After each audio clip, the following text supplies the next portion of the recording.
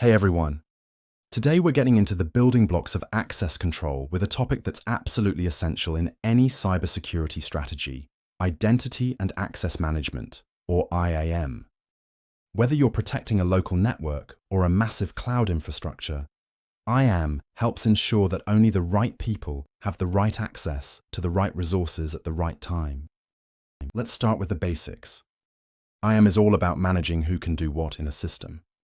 It controls how users are identified, how they log in, what they can access, and what actions they're allowed to take. The core components of IAM are users, roles, and permissions. A user is exactly what it sounds like: an individual identity, often tied to a real person like an employee, contractor, or administrator. Each user has login credentials and is associated with specific accounts and activities. But instead of assigning permissions directly to every user, we often use roles to simplify management. Roles are like predefined job titles in the system. Instead of saying, Jane can read these 3 files, edit this one, and log into that server, we assign her a role, like HR manager or database admin, and that role has all the necessary permissions attached. This makes it easier to scale and reduces the chances of giving someone too much or too little access. Then we have permissions, which define what actions a user or role can perform.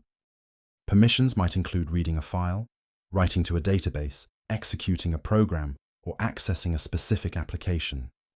Good IAM design follows the principle of least privilege, meaning users only get the minimum access needed to do their job. Nothing more, nothing less. IAM also includes methods for authentication, like passwords, smart cards, or biometrics, and authorization, which is the process of deciding if a user is allowed to do something once they've been authenticated. Together, authentication and authorization keep systems both secure and efficient. Modern IAM systems often support multi-factor authentication, MFA, single sign-on, SSO, and federated identities to make access both more secure and more convenient. These tools help users navigate multiple systems without needing dozens of passwords, and they make it harder for attackers to gain unauthorized access.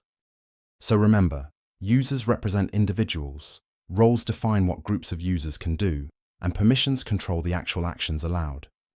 IAM brings structure and control to who can access what, and that's a critical part of any cybersecurity plan.